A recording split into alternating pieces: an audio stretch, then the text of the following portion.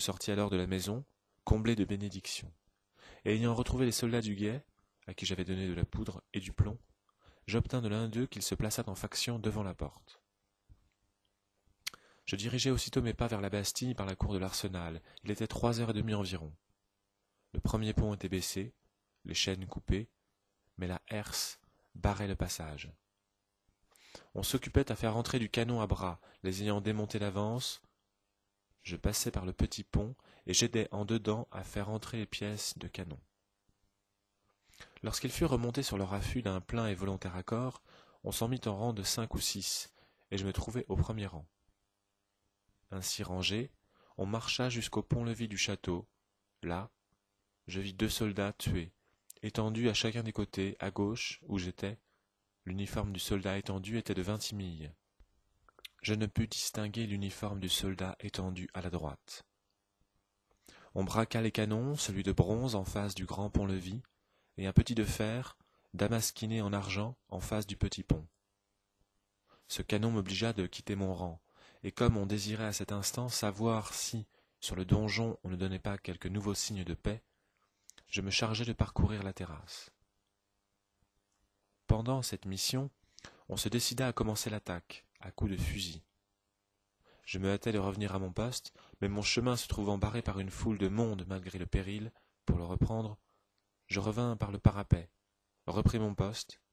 Je fus même obligé de mettre le pied sur le cadavre du soldat de Vintimille. Nous tirâmes chacun environ 6 coups.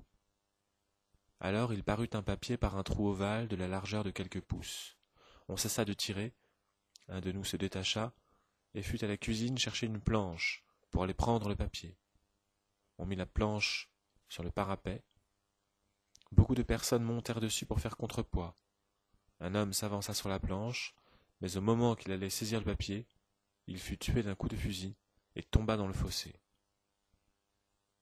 Une autre personne aussitôt qui portait un drapeau quitta son drapeau et fut prendre le papier dont on fit la lecture à haute et intelligible voix. Le contenu de ce papier n'ayant pas satisfait par la demande qu'il faisait d'une capitulation, on opina de tirer le canon. Chacun se rangea pour laisser passer le boulet. À l'instant qu'on allait mettre le feu, le petit pont se baissa. À peine était-il baissé qu'il fut rempli. Je n'y fus environ que le 10e. Nous trouvâmes fermée la porte de derrière le pont-levis. Après environ 2 minutes, un invalide vint l'ouvrir et demanda ce qu'on voulait. « Qu'on rendît la Bastille !» lui répondis-je, ainsi que tout le monde. Alors il laissa entrer.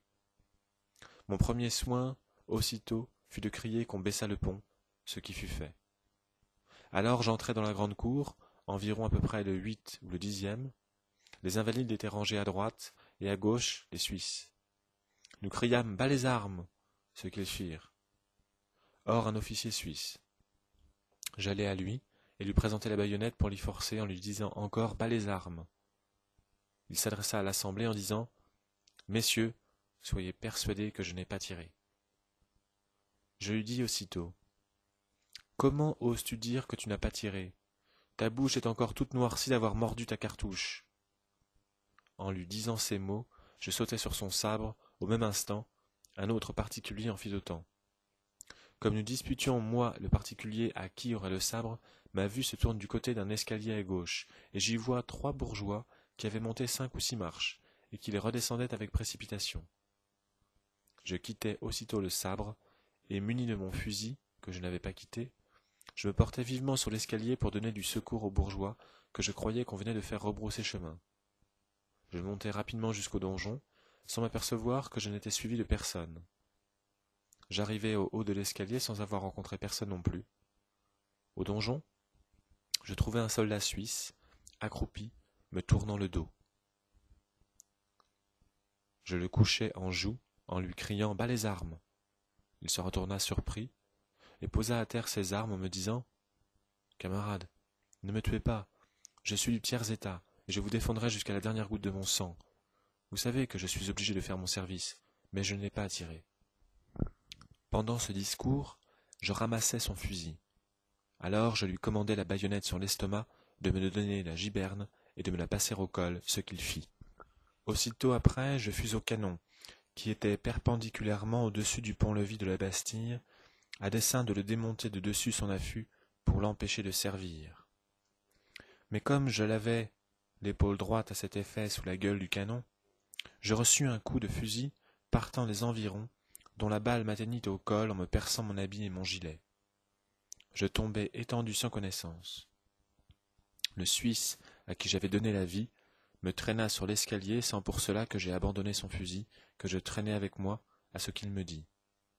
Mais j'avais lâché le fusil pris aux Invalides. Revenu de mon évanouissement, je me trouvai assis sur l'escalier. Le Suisse m'avait secoué pour me faire revenir et pour arrêter le sang qui sortait en abondance de ma plaie. Il avait coupé un morceau de ma chemise qu'il avait mis dessus. Me trouvant abattu, je me décidai à descendre en priant le Suisse de me soutenir, ce qu'il fit de très bonne grâce. Vers le milieu de l'escalier, nous rencontrâmes des bourgeois cuirassés et non cuirassés qui montaient. Me voyant couvert de sang, ils crurent que c'était le Suisse qui m'avait blessé. Ils voulaient le tuer, je m'y opposai, en le désabusant. Ils me crurent heureusement sur ma parole, et je continuai toujours, soutenu par lui, à descendre. Arrivés ensemble dans la cour, on ne voulut pas laisser sortir le Suisse. Je fus donc obligé de m'en aller seul. On me fit passage en voyant mon sang et ma blessure. Vers la cuisine de la Bastille, je rencontrai un chirurgien-major qui me sollicita de lui montrer ma blessure. Après l'avoir tâtée, il m'assura que j'avais dans le col une balle, qu'il ne pouvait seul me la retirer, et il me décida d'aller dans un hôpital me faire panser. En chemin, je rencontrai un particulier qui sortait des Minimes, où il venait de se faire panser d'une foulure au poignet. Il me conduisit aux Minimes, où l'on voulut bien me panser. On n'y trouva point de balles. Pressé d'une violente soif, on me donna plein d'une écuelle d'étain de vin et d'eau, ce qui me rendit mes forces. Alors je me levai joyeux, dans l'intention de recourir à la Bastille. Je me rhabillai aussitôt, je repris mon fusil et ma giberne, mais je fus prié instamment de changer de résolution par les Minimes, qui m'avaient pansé.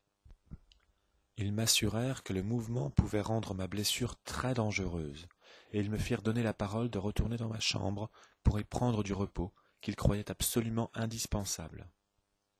Ils voulurent me conduire, mais je les remerciai. En chemin, le souvenir de quelques amis, demeurant rue de la Ferronnerie, me vint à la mémoire. Je les avais quittés le matin, et ils avaient paru inquiets sur les dangers que leur faisait pressentir mon ardeur.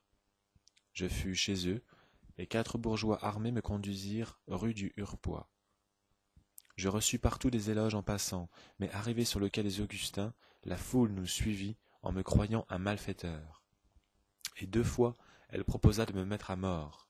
Ne pouvant répondre à tout le monde, j'allais être saisi lorsque je fus reconnu par un libraire du quai. Il me força d'entrer chez lui et me sauva des mains de la foule. Je couchai chez lui et j'y reçus tous les secours dont j'eus besoin. Je reposai jusque vers les minuit, que je fus réveillé par les cris répétés « Aux armes! Aux armes !»